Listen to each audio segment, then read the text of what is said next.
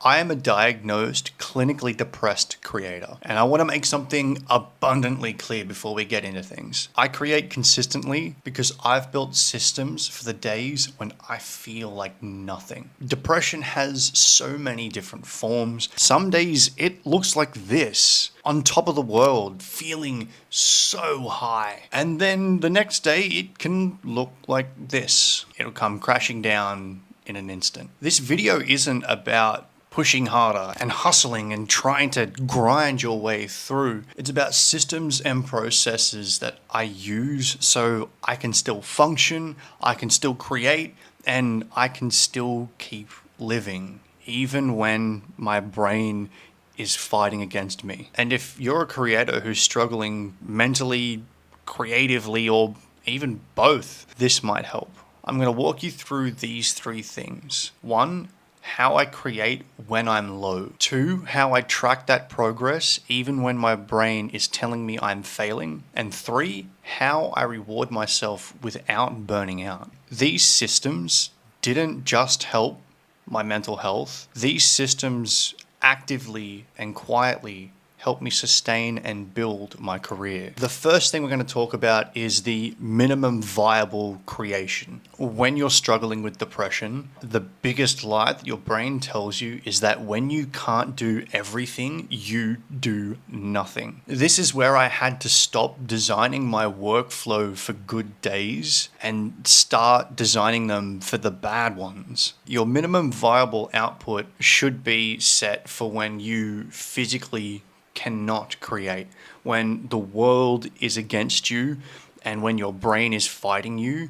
You still need to be able to move forward. Back in 2022, I was burnt out badly. I did nothing for 8 months. I sat at the dining room table where my computer was set up. I played Call of Duty, Black Ops 2, Black Ops 3 and Black Ops 4 and managed to do all of the Easter eggs for them. It actually got that bad that I was having dreams about being in the game and completing the Easter eggs. Like, that's insane. But during that time, I also had a lot of time to think. I said to myself that if I was ever going to come back to creating, which I didn't even know if I was going to, I had to do it right. And I had to do it sustainably. Now, sure, as of right now, my uploads in terms of long form have been quite inconsistent with everything going on, but my short form content has been incredibly consistent, if not overly consistent. There's been times where it's been daily posts and there's been other times where it's been twice daily. And this is all because of the minimum viable output. Whether that meant shooting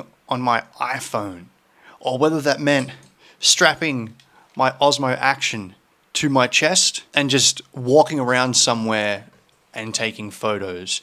The video aspect of content has been boiled down to something so incredibly simple where it's a repeatable format and it takes no effort at all. When it comes to photo editing, I have my process, but usually it all starts with just an exposure slider. If that is as much as I can get done because I am that low, then I consider that a win. Having these systems in place where, yeah, it's okay for the quality to be on my phone. Yeah, it's okay if all I do is a POV photography video. Yeah, it's okay if I do a talking head video just like this. These systems work at 30% energy every single time. And sure, there'll be days where I'm at 100%, I'm over 200% feeling on top of the fucking world. Showing up quietly still counts as showing up. When you have fewer decisions to make, there is so much less friction, which means more follow through. So now we've set our minimum viable output, whatever that may mean to you. We need a way to track it. This is a difficult one because even now, like right now, I'm kind of feeling this at the moment. Things have just been kind of getting away from me. Depression erases progress. If there's anything depression is incredibly good at, it's making you feel like that you've done fuck all, even if you haven't. I track things not to optimize my workflow, but to prove to myself that I'm actually moving forward, that things are actually happening, but also to remind myself that I'm not failing. So having proof and physical reminders that you're actually doing something and you're not failing really, really helps. I have a little calendar that sits here on the side of my computer. The calendar isn't just there to remind me what to do, but it's also there to help me track what I am doing. Without it, if this is gone and I don't have this, my mind is a mess. Anytime that there is something that I find myself needing to remember over and over and over again, I have post-it notes that I actually stick to the bottom of my monitor here. Those little reminders help me understand and see the progress that's actually moving me forward. Another thing that helps me track my progress is just binary yes and no's. Today, I had to get some stuff done for the band. My band Repriever just dropped our new EP. Because of everything that's been going on with moving and client work and just feeling so overwhelmed, I had let content slip for my band. Like pretty badly, and I'm quite ashamed that I did let it get to this point. So I had to scrounge this morning to get something done.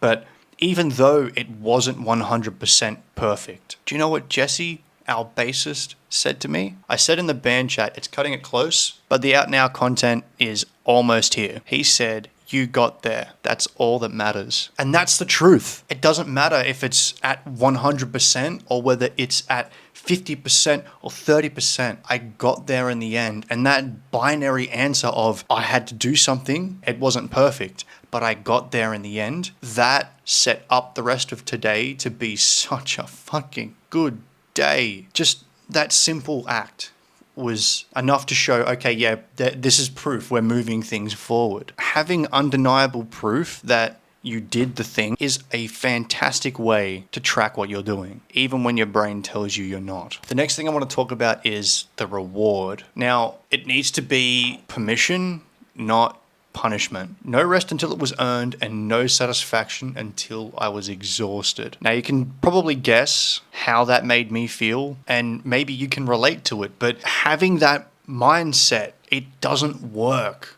when you're depressed. So I had to figure out a way to break that cycle, to break that way of thinking. Thanks to my wife who has helped me greatly in this area. It is that there's a few things that really, really, really help. Guilt-free rest. If I don't set boundaries, I will continue to do work and work myself into the ground. Allowing myself to have a guilt-free rest day where it's just, I don't have to do anything, just shut down and game or go out for a walk or just switch off. Allowing yourself to switch off. A guilt-free rest day is totally a fantastic way to give yourself just a small reward. Another one is allowing and giving yourself permission to just stop. There is always another day. There is always tomorrow. No matter how crucial it is, no matter what your brain is telling you or what anyone else is telling you, there is always tomorrow.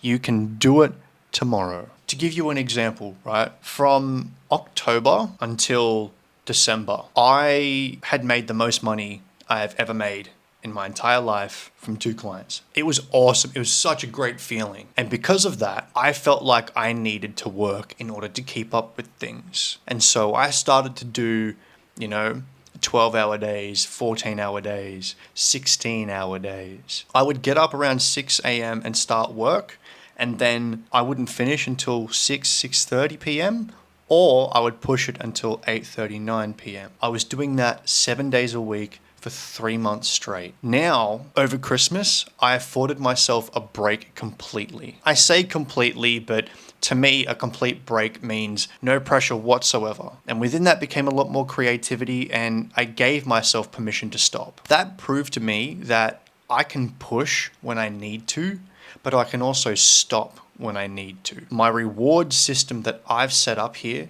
isn't stuff, it's just permission. And when it comes to the systems and processes that keep me in check, there are actually 2 things that I've created that help me when I'm struggling the most. The first one is the Actionable Creator Codex, which provides some form of structure when my brain certainly isn't giving it to me. And the second one is the Cinematic Preset Toolkit, which helps me with my photo editing because decision fatigue can kill photography entirely. The Actionable Creator Codex, it helps me to go from randomly posting whatever it is that I think to actually having some kind of structure. And I've developed it in such a way that I can go from step 1 to step 2 to step 3 and so on and so forth without really having to worry. Again, bringing that barrier of entry, the minimum viable output, down as low as possible. The Cinematic Preset Toolkit helps me cut out hours of work. Decision paralysis can absolutely kill my editing process. I've boiled my whole process down to 3 steps, and that has cut down my editing time significantly because it's just a simple 3 steps and that's it. The Actionable Creator Codex and the Cinematic Preset Toolkit weren't born because I wanted to be hyper productive. They were born because I was so depressed I couldn't function, but I still needed to work. They're just survival tools. And look, if you're creating while you're struggling, you're not broken. You just need some systems in place that work with you, not against you. And if all you're doing today is opening up Lightroom or DaVinci Resolve or Canva or whatever program you use to edit, just understand that even getting to that point is enough. That still counts as showing up.